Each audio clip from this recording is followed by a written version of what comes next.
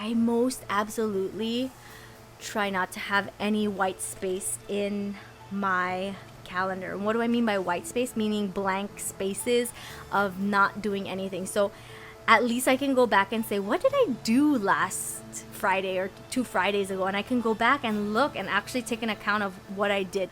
You know, successful businesses, they schedule appointments, and as a successful person that runs your home, you should as well in every area of your life. So white space, I feel, is like the mentality of what happened was, and then you don't know. So I'm going to show you some examples. This is my month at a glance. This is how the month starts. Google journaling is that you use dotted paper, so that way you have the freedom to sketch and not have just lines all across the place, but you can customize to what you want and still make straight lines. I'll put down birthdays, I'll put down anniversaries, I'll put down, you know, important moments that I have on the weekends, or I just commit those things that are special to that month, and I already put it down. And then there's this area for notes there on the left hand side. Those are going to be goals that I want to get done in May. Some things that I didn't finish off the month prior, I'll put it on there.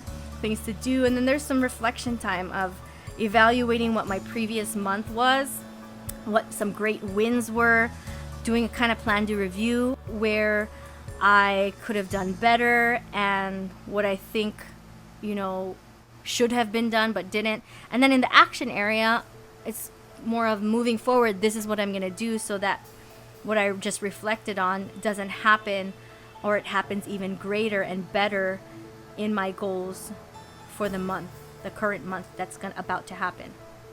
And I have this little bubble here. It says money calendar. I will reference that at the end when I show you what I keep at my desk all the time in front of me.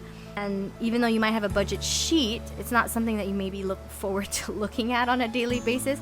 But I like to have a calendar that I physically write on, and it tells me when my auto deduct bills are coming, so that not only am I making sure that everything is in order, but I know what to expect. I won't make a large purchase before a large, you know, auto bill day is. And it just is a great reminder of keeping my budget at the forefront of things, so that I'm not splurging, but I'm being a good steward of what I have and what I continue to save. So that's small kind side note. So this is the month, and then I would have a couple. There's one like 2-page sheet of this in the Christian planner. It is enough for me, but I do keep one other spare journal aside for bigger things, meaning like maybe it's a conference or a convention, and so I have one just either a dotted journal or a lined paper journal specific for those kind of big events that are going to happen, that I probably take 8 or 9 pages worth of stuff in a matter of a couple days. So what I journal here as far as on a weekly basis is going to be, you know, small little group huddles that I have on calls or Zooms, and weekly sermon notes, Bible study notes that I have. In that other journal, I will do my kind of deeper devotionals. That's the only thing I may use another journal for. But there is, within this is again right before the week, there's a reflection week by week and action week by week reflection. So like instead of just waiting the whole 4 weeks of the month to reevaluate, you're doing that week by week, so that you can use those as milestones to get better and to move forward towards the goals that you have set.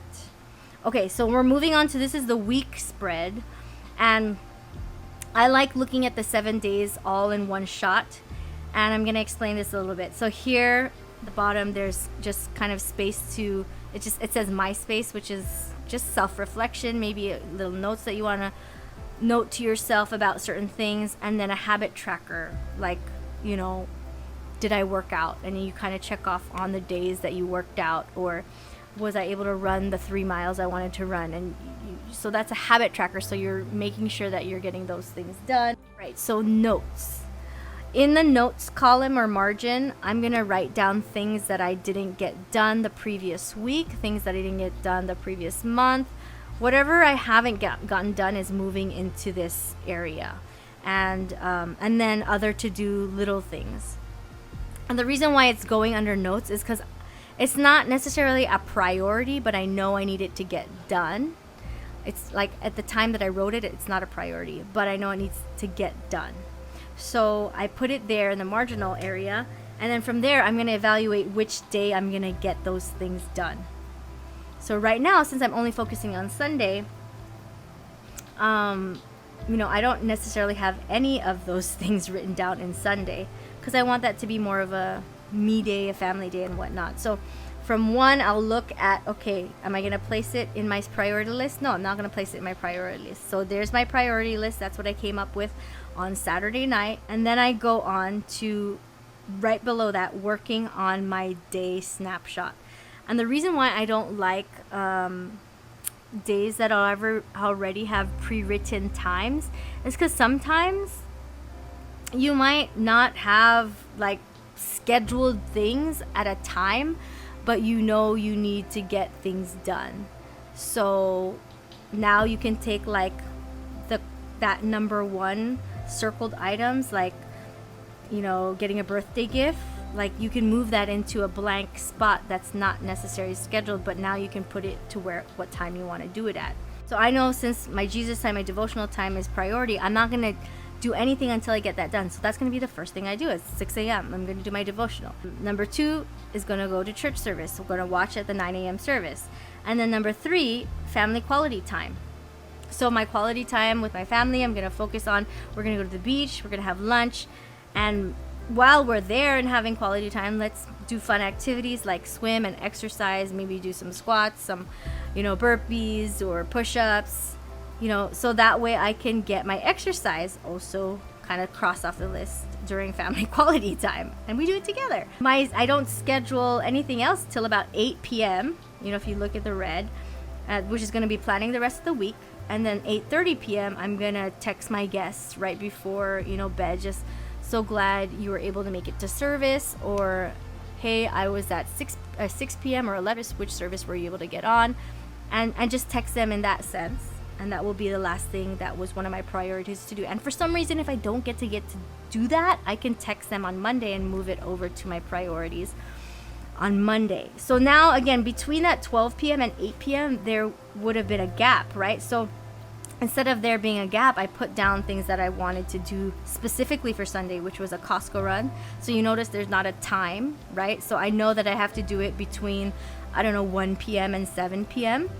So Costco run, get some words in on my book, catch up on some reading, and call my team and just check in with them. So there's no dedicated time to do that, but I know that it needs to be done between 1 and 7 because there's nothing blocked off for that. So that's how I will work my dailies. And then anything that I don't finish that day, I move to my priorities for the next day, and I just repeat the process. Okay, so that's my week at a glance. And this is where I wanted to end off with. This is a snapshot of what my home office looks like. I didn't want to take a picture of it because I just did laundry, so don't judge me. But this is my desk. I have my podcast / recording mic that's attached to my desk. And then I usually work on an iPad, but there's no emoji for an iPad, so it's a laptop. And then my vision board and my expense calendar. So why is the vision board right in front of my desk? Because then I look at it every day. I'm reminded of why I'm doing what I'm doing, and that it's not just because someone's telling me to do it, but because I have goals and I have dreams and I have aspirations. And even though those are just things, I believe that those are also desires, plans, and purposes that God has placed in me. And when I do it with a great mindset and a good purpose and with integrity and with God in mind with everything, okay, that's just my belief system. I'm not trying to preach here. But that's when, like how in Proverbs was saying, right, that He's going to make it all happen. And because I believe that and I choose that. I'm not being negative and saying, well, but what if He doesn't? No, there is no such thing as what if He doesn't. I already know. Okay, and then there's my expense calendar that I look at every day, cross off when the day is passed. I have my incoming and my outgoing. So what money is coming in on which day and what money is going out. Because I would say, 95% of my bills are on auto pay. So I want to make sure that I'm, again, tracking what's going to be deducted and making sure I'm not spending money before it's going and leaving out my account.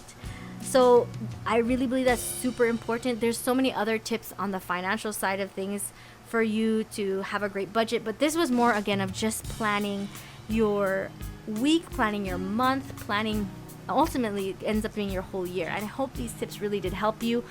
Please comment below. Let me know what calendar you use, what planner you use. Maybe you have an app you just discovered or you've been using for years. Please put it down in the comments below. I would love to hear it, and I'm sure a lot of the listeners that are tuning in would love the commenting as well. And let me know if something doesn't work. Maybe something does work for you. Maybe it's something you also were doing. I would love to hear about that as well. I hope again this serves you. I'm Jenny Sayud. Thank you for your time. Good morning, good afternoon, and good night. Aloha.